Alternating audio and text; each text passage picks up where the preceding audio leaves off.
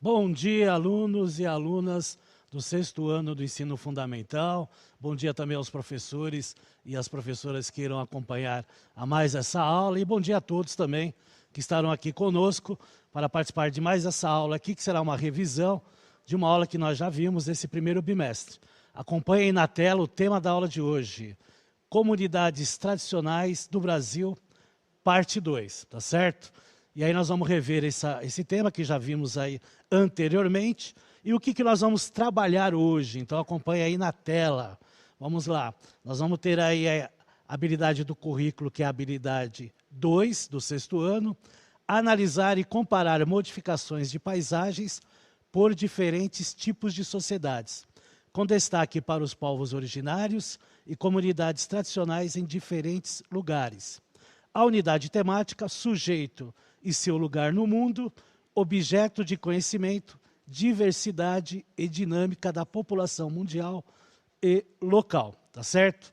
Bom, antes da gente começar a falar sobre as comunidades tradicionais do Brasil, a gente vai ver um vídeo sobre uma comunidade lá de Goiás e depois retornaremos aqui para a aula. Então, até lá.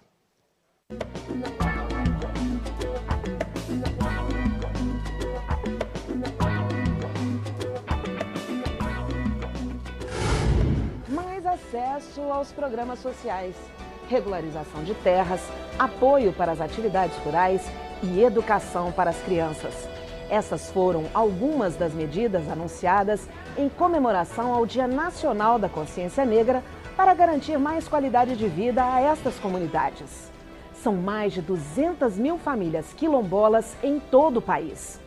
E a equipe de reportagem da redação da NBR foi conhecer uma comunidade em Cavalcante, município de Goiás, a 300 quilômetros de Brasília, e mostra para você os Calungas.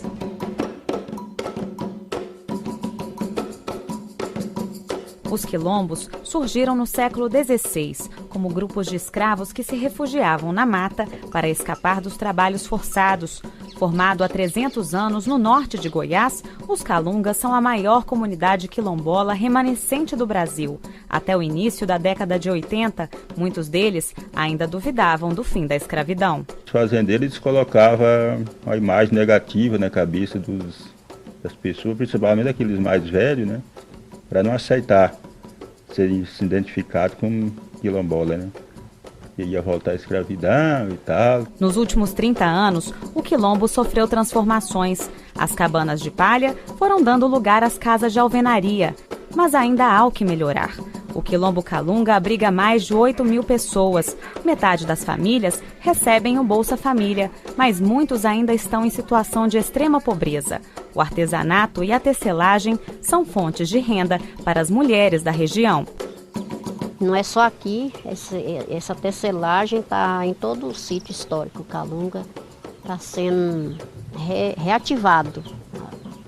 A tecelagem. Tradicionalmente, os calungas plantavam para o próprio consumo. Hoje, esses alimentos são vendidos para a Companhia Nacional de Abastecimento, a CONAB.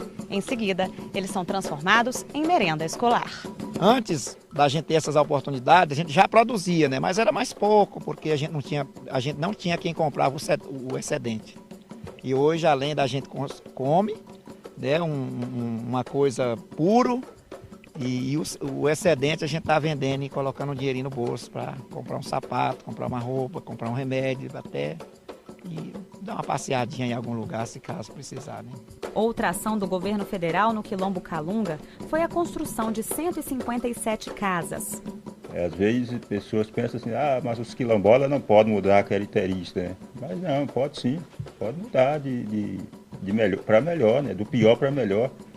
Ter uma casinha boa não é mudar a característica, não, né? Não é mudar perder sua identidade de ser quilombola, não, é o contrário. Ser quilombola, ele sente feliz de ser quilombola, mas também morando, tendo o direito de ser cidadão brasileiro, como qualquer cidadão merece também ter uma vida digna, né? A comunidade também se mobilizou por meio do projeto Calunga Sustentável. A ação promove diversos cursos, como fabricação de cosméticos com produtos locais. Um dos objetivos do Calunga Sustentável é ensinar a gente a andar com a própria perna, certo, a gente dá ali o caminho, né? Ali ensina como fazer e daí para a pessoa dar continuidade. O projeto recebe apoio da Petrobras, que disponibilizou mais de R$ 1 milhão para a iniciativa. Parte desse dinheiro foi investido em aulas de inglês. Eu estou aprofundando os meus conhecimentos, né, em inglês, estou aprendendo novas coisas que eu espero levar para a vida inteira, né? Engenho 2, uma das comunidades do Quilombo. Mais da metade da renda local vem do turismo por causa das cachoeiras e das belezas naturais da região. É muito bonito e ao mesmo tempo é muito interessante, que a gente sabe que tem uma história de anos atrás e aí acaba aproximando um pouco a gente da história. Eu não sei, é meio mágico. A Lei Áurea libertou os escravos em 1888, mas até hoje, quilombolas como seu Cirilo lutam para ser reconhecidos não apenas nas páginas dos livros escolares, mas também na história que é escrita dia a dia. Daquele tempo para hoje, estou me sentindo jovens. A mesma coisa, melhor do que na minha juventude, né? Porque hoje a gente sabe de quem a gente procurar, nosso direito, sabe o que é uma cidadania qualificada e coletiva, né? Então isso para nós para mim, eu me sinto hoje como se fosse um jovem de 15 anos. Né?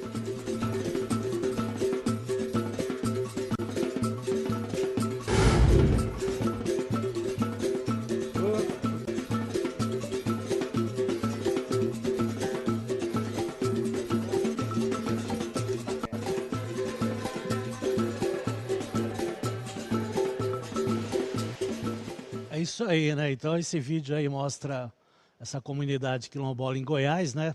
Que é a quilombola dos Calungas, né? E interessante é ver o presidente da Associação Quilombola aí ter bastante conhecimento, né, da história e principalmente dos direitos que são adquiridos aí com o passar do tempo.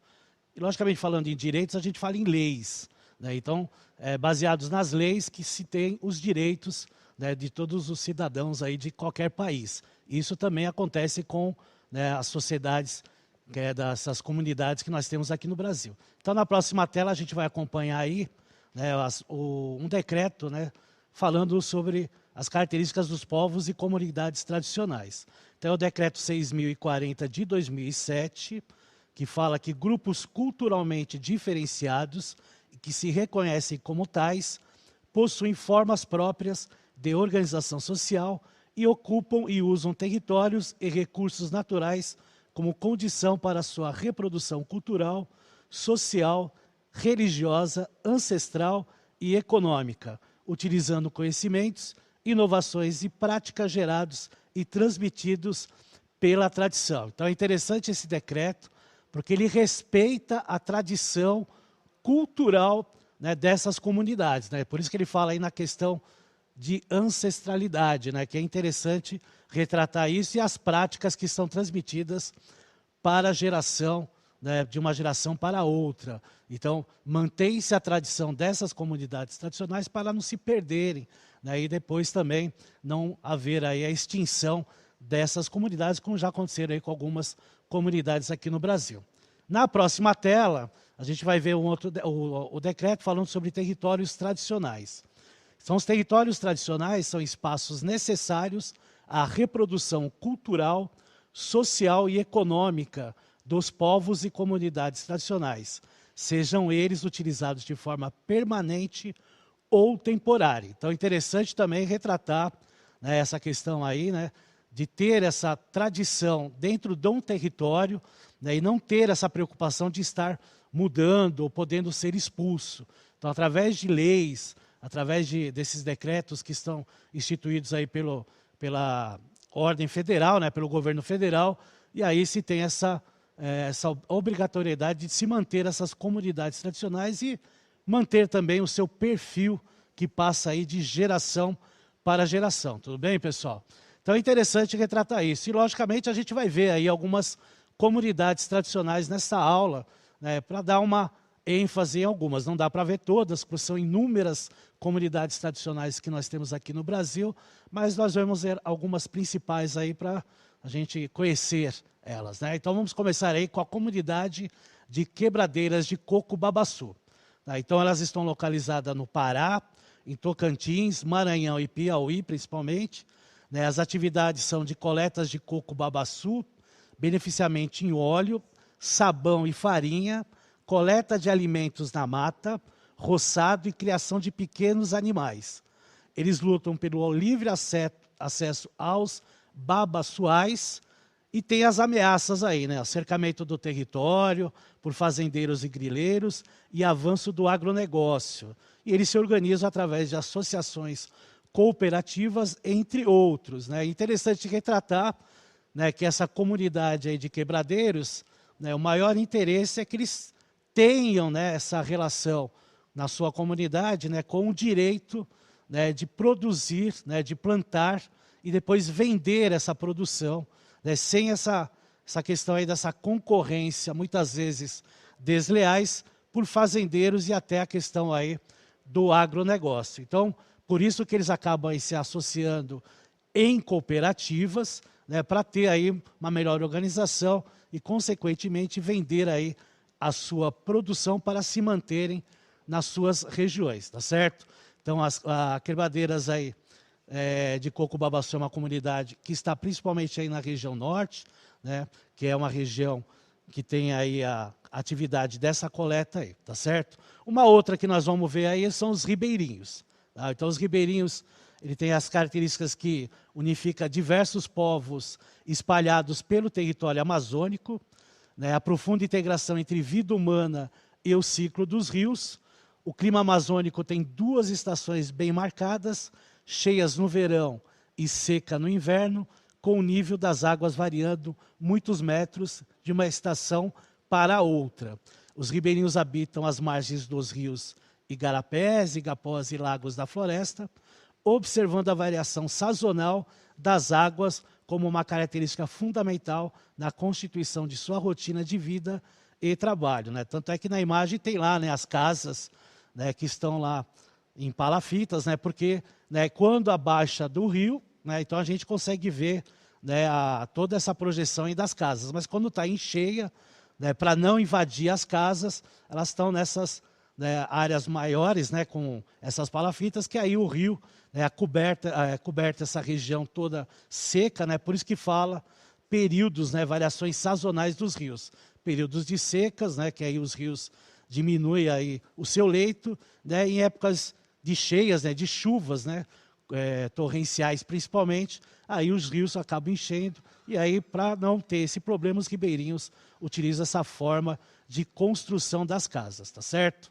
Uma outra aí também bastante conhecida são os caiçaras, né, que são aí as comunidades litorâneas, né, que estão entre a serra e a praia. As comunidades caiçaras, ela tem misturas de vários povos aí, né, povos indígenas, dos povos europeus que vieram aqui para o Brasil, né, também dos negros, né, então eles têm toda essa miscigenação aí. Então, como eu falei para vocês, eles vivem aí entre a serra, né, e a praia, né, então costumeiramente a gente vê aí nas regiões litorâneas aí do sul, sudeste e também do nordeste, tá certo? Mas também temos outras comunidades aí tradicionais que a gente não vai comentar agora, né? Nós vamos comentar, né, depois aí na próxima, né, depois aí da atividade, tá certo? E aí falando sobre a atividade, vocês vão aí responder no chat se na cidade de vocês, onde vocês moram, existe alguma comunidade tradicional. Caso afirmativo, não esqueçam de colocar o nome da cidade, né, e a comunidade tradicional que vive aí na cidade em que vocês moram, perfeito? Vou dar 2 minutinhos para vocês responderem e aí nós voltamos aí com algumas respostas.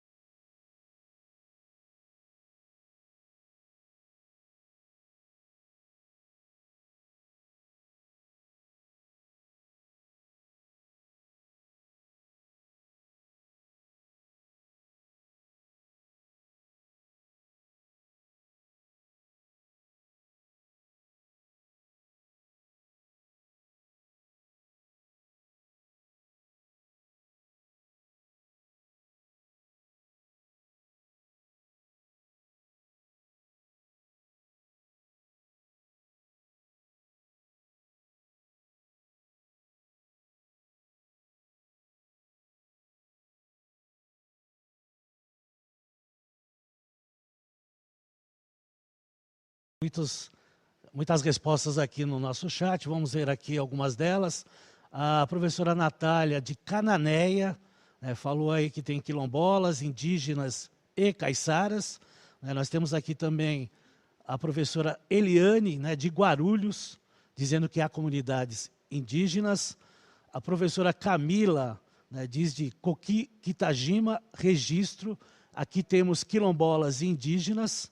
E aí nós temos outros, né, que dizem que não tem, né, por exemplo, né, o Márcio diz que não tem nenhuma comunidade tradicional em Guapiaçu, né, tem a professora Marina que diz caiçara no litoral sul. Então, vários aqui respondendo aí, né, que também tem quilombos em suas regiões aí, e regiões litorâneas que tem aí os caiçaras, como a gente viu, né, na imagem de Paraty, no Rio de Janeiro, tá certo? Agora nós vamos falar dos quilombos, né, que são comunidades importantíssimas aí na nossa sociedade, na nossa cultura, né, e interessante sempre a gente retratar sobre os quilombos, né, e as comunidades quilombolas, tá? Então, na próxima tela, a gente vai ver aí os quilombos, né, que são terras ocupadas por remanescentes das comunidades dos quilombos, utilizadas para a garantia de sua reprodução física, social, econômica e cultural. Então, é interessante retratar isso, que os quilombos têm essa grande importância, né? Então, na verdade, são descendentes de pessoas escravizadas no Brasil, né, que acabaram tendo as suas gerações nessas regiões, né, que acabaram depois, com o passar do tempo, sendo oficializadas através de leis, né, e adquirindo os direitos do usufruto das terras, né, quando fala do usufruto, de poder utilizar as suas terras enquanto estiverem lá, tá certo? E aí nós temos aí um artigo falando sobre a comunidade quilombola, que é o artigo 2º do decreto número 4.887 de 2003, que fala aí, remanescentes das comunidades dos quilombos, os grupos étnicos, raciais, trajetória histórica, ancestralidade negra, relacionada à resistência à opressão histórica. Né? A gente tem que lembrar que, historicamente, né, a gente estuda a questão aí dos quilombos, né, terem sido formados aí por uma resistência, né, contra a escravidão. Né? E o primeiro que aparece aí é o Quilombo dos Palmares, que a gente vai ver aí na próxima imagem, né?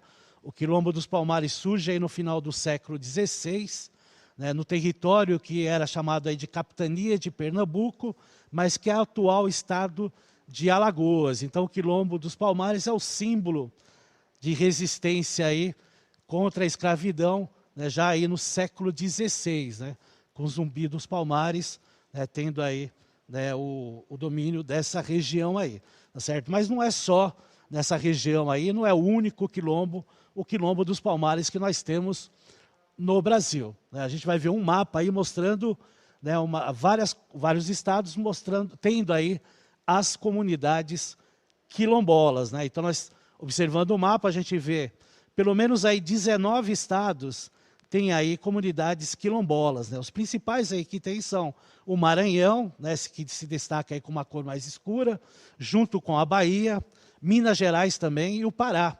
Né? São os 4 estados aí que compõem aí as maiores quantidades de comunidades quilombolas no Brasil. Mas tem outros estados que nós temos. São Paulo também tem aí comunidades quilombolas, principalmente no Vale do Ribeira, tá certo?